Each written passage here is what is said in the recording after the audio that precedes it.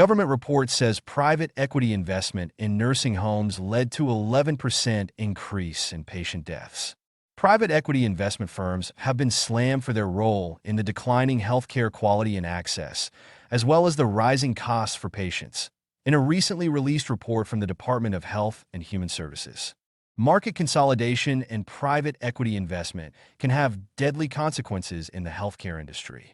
Private equity investment in nursing homes led to an 11% increase in patient deaths, according to one study cited in the report, while another study cited illuminated that insufficient competition in the healthcare market increases the death rate for heart attack patients.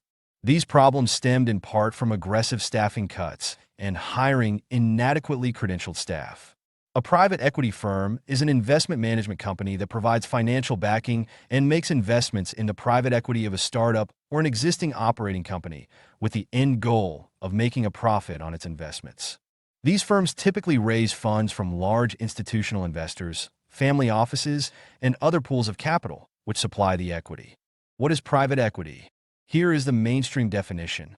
The money raised, often pooled into a fund, is invested in accordance with specific investment strategies, including leverage buyout, venture capital, and growth capital.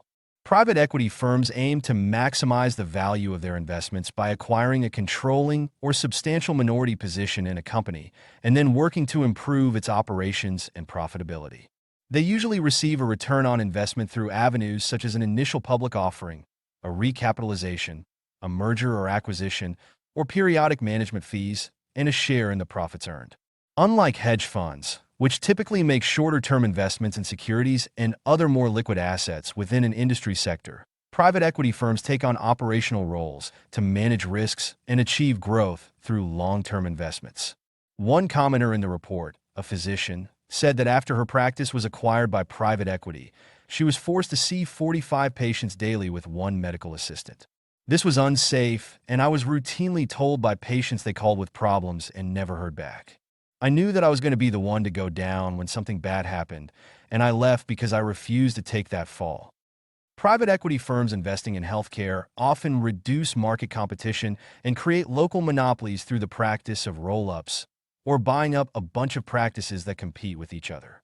When you reduce competition, that creates space to raise prices and cut wages. Private equity firms that create hospital chains through roll-ups of independent hospitals will often credit themselves with rescuing or saving hospitals. The scam. HHS's report also found that private equity-backed firms frequently replace credentialed workers with less qualified workers. A physical therapy assistant said that her private equity-owned hospital cut costs by giving more hours to unlicensed techs and fewer to licensed therapists and physicians, but dressed unlicensed workers in the same scrubs as licensed workers.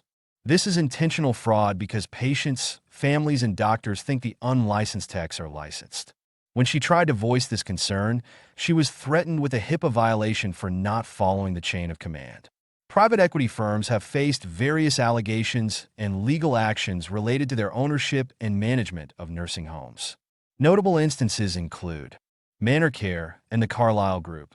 Manor Care, once owned by private equity firm the Carlyle Group, faced significant legal challenges.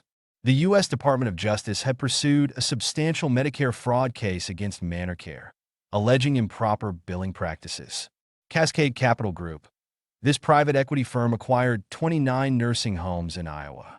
Under its ownership, one facility was fined 17 times more than before the acquisition, indicating potential regulatory violations and lapses in care standards.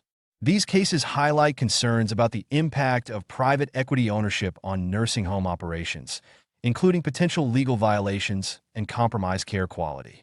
Former Secretary of Labor Robert Reich explains private equity in simple and easy-to-understand terms. Let's have a listen. Shady investors are rigging the economy to get rich by making your life more expensive. It's called private equity. Private equity firms are privately owned financial organizations. Here's how they make money. They buy struggling companies with borrowed money, often using the company's assets as collateral for the loans. They then make the purchased company profitable by cutting wages, outsourcing jobs, and stripping assets. Then they resell what's left of the company, often laden with debt, and pocket the returns. Private equity managers have their tentacles in so many industries that they touch almost every part of your life without you even knowing. These are just a few. First, housing. Private equity has a hand in today's skyrocketing housing costs. Private equity-backed real estate corporations are buying up both single-family homes and apartment buildings at record rates. In 2021, private equity investors bought nearly 1 in 7 homes in the country's top metro areas, and private equity-backed corporations now own at least 260,000 homes across the country. It's a lucrative business.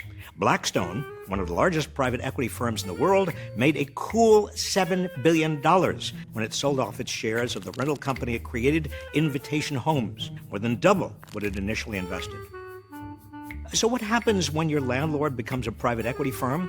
Higher rent, faster evictions, punitive fees, shoddier repairs and services, if anyone even shows up at all. Even if your building isn't owned by a private equity firm, their impact on the market is probably driving your rent up. When corporate landlords gobble up already scarce homes, they shut out millions of people from being able to buy their own homes, preventing them from building financial stability and generational wealth. In essence, it's a direct transfer of wealth from the middle and working class into the pockets of private equity managers. Next, healthcare. Over the past 2 decades, private equity in healthcare has exploded from $5 billion to over $100 billion a year, from buying hospitals to staffing emergency rooms to taking over nursing homes. Team Health, a staffing agency owned by Blackstone, charges about 6 times what Medicare charges in emergency rooms. Team Health and Envision, another private equity-owned physician staffing firm, are notorious for their surprise medical bills. Don't you just love surprise bills? Team Health and Envision doctors aren't covered by insurance. So when a patient goes to an in-network hospital but is seen by a private equity doctor, the patient gets stuck with a surprise out-of-network bill. Beyond eye-popping costs, patients can also expect lower quality care. A sweeping study examined private equity-owned nursing homes and found dire effects.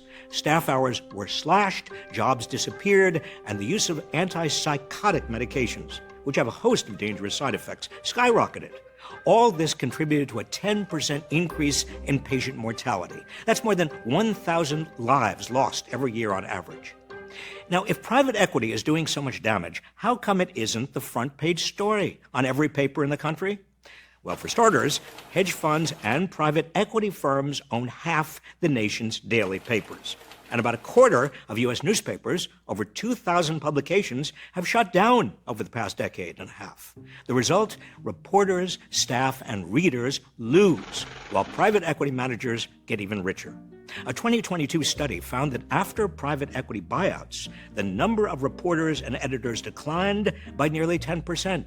The East Bay Times in Oakland, California, owned by Alden Global Capital, laid off 20 employees just 1 week after the paper won a Pulitzer Prize. Declines in local news coverage are associated with lower voter turnout, less competitive local elections, and more government corruption. Even as jobs and hours are cut, subscription prices are jacked up, sticking readers with a lower quality product for a much higher cost. So what can be done? First and foremost, close the industry's favorite tax loophole that enables private equity managers to keep their taxes low. The carried interest loophole treats their personal income as capital gains, taxed at a top rate of just 20%. Instead of the personal income it actually is, with a top tax rate of 37%. It's yet another way private equity is looting America. The pattern is clear. When private equity gets involved, costs get higher and quality gets lower, while the rich get richer. It's past time for Congress to rein in this predatory industry. So what do you think? Am I being unfair towards private equity? Is private equity corporate greed run amok, as I believe, or is it just another form of acceptable capitalism? You decide. Drop a comment below and let me know what you think. Please and thank you.